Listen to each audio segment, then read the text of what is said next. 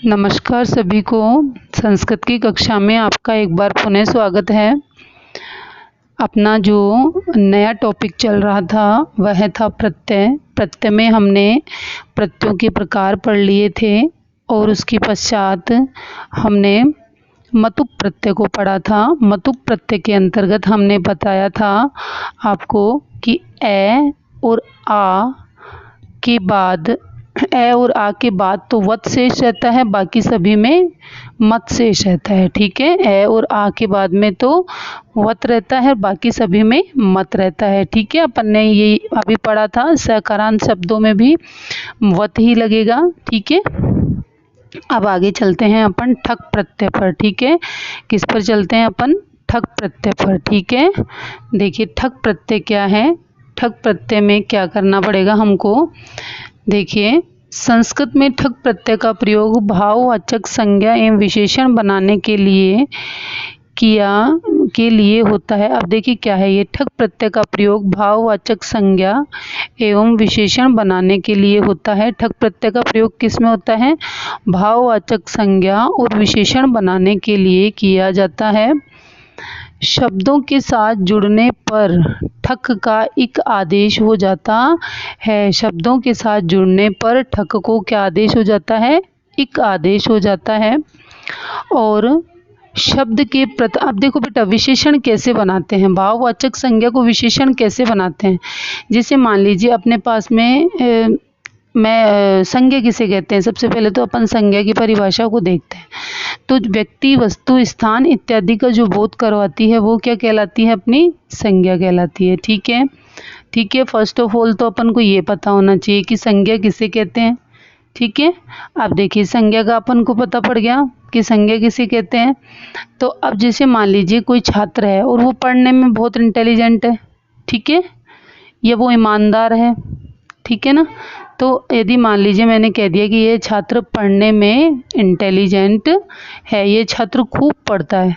ठीक है, ऐसा अपन ने बोल दिया कि ये छात्र खूब मेहनत करता है, खूब पढ़ता है। तो पढ़ना उसका क्या हो गया? उसका विशेषण हो गया। इसकी इंटेलिजेंसी उसका क्या हो गया? विशेषण हो गया।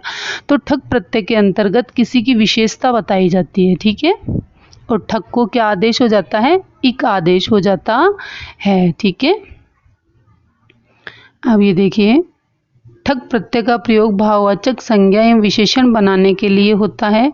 शब्द के साथ जुड़ने पर ठक को इक आदेश हो जाता है। ठक को क्या आदेश हो जाता है? इक आदेश हो जाता है। और शब्द के प्रथम स्वर में वृद्धि, ए को आ, ई को ई और ए को ए तथा ऊ को ओ, ऊ को औ आदेश हो जाता है। वो ये इसमें क्या कर दिया इन्होंने? देखो, ए को तो आ, ई को ए। देखो ए आ तो है ही है। ठीक है, इसके बाद में जो इन्होंने किया है वो किया है, देखो मान लीजिए अपने पास में ई और बड़ी ई है, तो ई और बड़ी ई की जगह इन्होंने क्या किया? ए किया है। ठीक है, और ऐसे ही ऊ और बड़े ऊ की जगह क्या किया इन्होंने? ओ करा है। ठीक है, क्या किया है इन्होंने? ओ किया है। ठीक है ना, अब ये कौन सी संधि का अपन मान सकते हैं उदाहरण? गुण संधि का। कौन सी संधि का मान सकते हैं? गुण संधि का। ठीक है, ओ आदेश किया है बड़ा वाला। ठीक है ना, चलिए अब देखो धर्म प्लस ठक तो क्या बन जाएगा ये? अब धर्म प्लस ठक है तो ठक में क्या शेष रहा? इक, तो क्या बन जाएगा ये? धार्मिक। क्या बन जाएगा? धार्मिक। ठीक है, क्या बनेगा? धार्मिक बन जाएगा। ऐसे ही धर्म करने वाला हो गया, धार्मिक कौन हो गया? धर्म करने वाला ही हो गया। अधर्म प्लस ठक, ठक को इक आदेश तो क्या बन जाएगा ये? अधार्मिक, अधर्म करने वाला। ऐसे ही संसार प्लस ठक, ठक में इक निकला तो क्या बन जाएगा ये? सांसारिक। क्या बन जाएगा ये? संसार में रहने वाला, सांसारिक। ऐसे ही नगर प्लस ठक, ठक में इक है तो क्या बनेगा? नागरिक, नगर में रहने वाला। ऐसे ही दिन प्लस ठक क्या बन जाएगा? दैनिक, प्रतिदिन। ठीक है, अब नेक्स्ट पढ़ लेते हैं अपन इसमें त्वय और तल प्रत्यय। त्वय और तल प्रत्यय। त्वय और तल प्रत्यय का प्रयोग भाववाचक संज्ञा बनाने के लिए किया जाता है। त्वय प्रत्यय का साथ त्वय प्रत्यय का शब्द के साथ त्वम तथा तल प्रत्यय का शब्द के साथ ता आदेश हो जाता है। ये देखिए ता शब्द के साथ क्या आदेश हो जाता है, ता जुड़ता है। और शब्द के अंत में त्वय का त्वम जुड़ जाने पर वह शब्द नपुंसकलिंग एकवचन के रूप में प्रयुक्त होता है। नपुंसकलिंग एकवचन के रूप में प्रयुक्त होता है तथा शब्द के अंत में तल प्रत्यय जुड़ने पर वह शब्द स्त्रीलिंग में प्रयुक्त होता है और उसके रूप लता के समान चलते हैं। उसके रूप किसके समान चलते हैं, लता के समान चलते हैं। तो अब देखो वापस से एक बार पढ़ते हैं अपन। त्वय प्रत्यय, त्वय प्रत्यय का प्रयोग भाववाचक संज्ञा बनाने के लिए किया जाता है। त्वय प्रत्यय का शब्द के साथ त्वम तथा तल शब्द का त्वम तथा तल शब्द के साथ ता जुड़ता है। शब्द के अंत में त्व प्रत्यय का त्वम जुड़ जाने पर वह शब्द नपुंसकलिंग का बन जाता है। ऐसे ही एक वचन में प्रयुक्त होता है तथा शब्द के अंत में तल प्रत्यय ता जुड़ने पर वह स्त्रीलिंग में प्रयुक्त होता है तथा इसके रूप लता के समान चलते हैं। ऐसे ही ऋजु प्लस त्वय प्रत्यय, त्वय में त्वम है तो ऋजुत्वम और तल जुड़ेगा तो ऋजुता। ठीक है, तल जुड़ेगा तो क्या बनेगा, ऋजुता। ये देखो, ठीक है। ऐसे मूर्ख में त्वय जुड़ा तो मूर्खत्वम और मूर्खता। कटु में, अब कटु शब्द है मान लीजिए, त्वय जुड़ा तो कटुत्वम और कटुता। ऐसे ही पशु में पशुत्वम पशुता, बंधुत्वम बंधुता, मृदुत्वम मृदुता, लघुत्वम लघुता और चपलत्वम चपलत्वा, मानवत्वम मानवता। इस तरह से ये हमारे क्या हो गए, त्वय और तल प्रत्यय भी हो गए।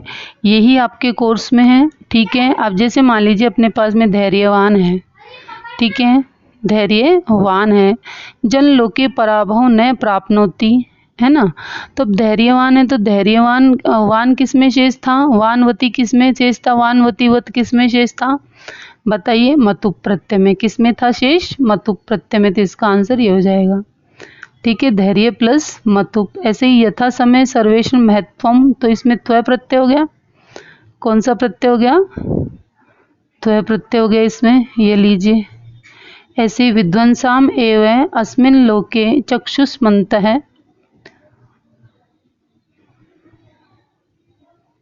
चक्षुष्मन्तः, क्या शेष रहा यहाँ पे, मतुप प्रत्यय। क्या शेष रहा यहाँ पे, वही मतुप प्रत्यय। ठीक है, ऐसे ही नेक्स्ट है अपने पास में हद प्लस ठक, तो क्या बन जाएगा इसमें, हार्दिक बन जाएगा। तो देखिए इजी है, क्या बनेगा यहाँ पे, हार्दिक, ये रहा गए। ठीक है, ऐसे ही नेक्स्ट ले लीजिए, कै बलवंत शीतम न बाध्यते। बलवंत में भी क्या है, मतुप प्रत्यय है, बलवंतम मतुप प्रत्यय। भौतिकम, इक इक को क्या आदेश हो जाता है, ठक।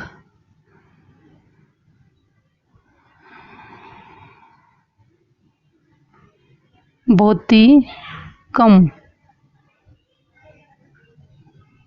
भौत प्लस इक, भौत प्लस ठक, ठक को क्या हो गया, इक बन जाएगा। ठीक है, ठक को क्या बनेगा, इक।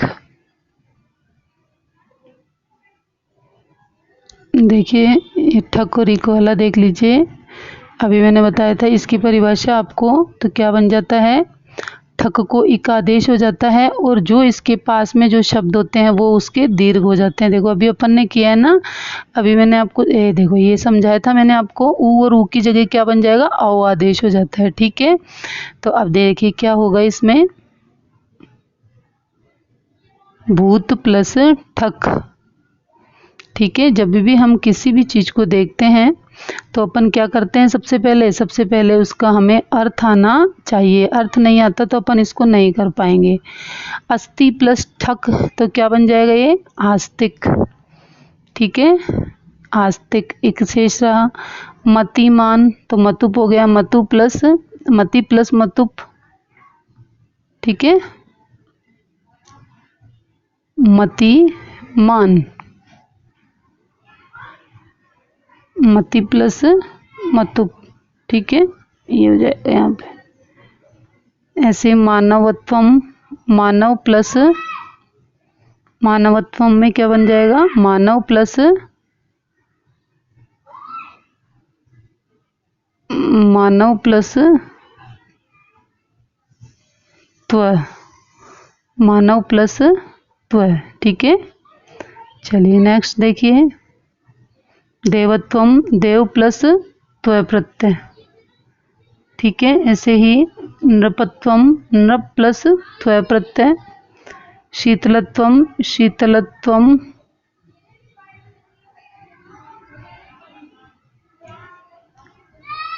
शीतलत्वम, ये देखिए ये रहा, ठीक है। मैं आशा कर रही हूँ बच्चों आपको समझ में आ रहा होगा, आप मुझे कमेंट के माध्यम से बताएंगे, ठीक है। अब समता, समता में कौन सा प्रत्यय था, तल प्रत्यय था, सम प्लस तल तो क्या बन गया, समता बन गया, सम प्लस तल तो क्या बनेगा, समता बन जाएगा, ठीक है। ऐसे ही सरलता में सरल प्लस तल तो क्या बन जाएगा, सरलता, ये लीजिए। ऐसे ही ईशिता में, ईशिता में प्राप्य कुकर्म में न कर्तव्यम, प्राप्य कुकर्म है न कर्तव्यम तो क्या बन जाएगा यहाँ पे, न कर्तव्यम। ईशिता, ईशिता में भी ईश प्लस तल प्रत्यय, शीतलता में भी शीत प्लस तल प्रत्यय, ठीक है। ऐसे ही रमणीयता, ठीक है, समझ में आ रहा होगा आपको।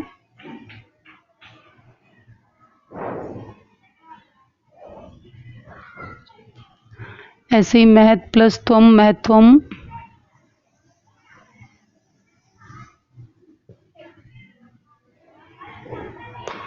क्रूरता में क्रूर प्लस तल क्रूरता बन जाएगा। ऐसे चपल प्लस त्व, चपलता, चपलत्वम, चपलत्वम, ठीक है, चपलत्वम। ऐसे ही मानव प्लस मानवता में मानव प्लस तल मानवता बन जाएगा, चपल प्लस त्व, चपलत्वम, ठीक है। तो इस तरह से हमने कुछ क्वेश्चंस भी सोल्व किए हैं। इससे रिलेटेड यदि आपको कोई जानकारी लेनी हो तो आप मुझे कमेंट के माध्यम से पूछ सकते हैं। यदि आपको मेरे द्वारा दी गई जानकारी अच्छी लगी तो आप मेरे चैनल को लाइक, शेयर एंड सब्सक्राइब करें, अपने मित्रों के साथ बांटें। जय हिंद, जय भारत, नमस्कार।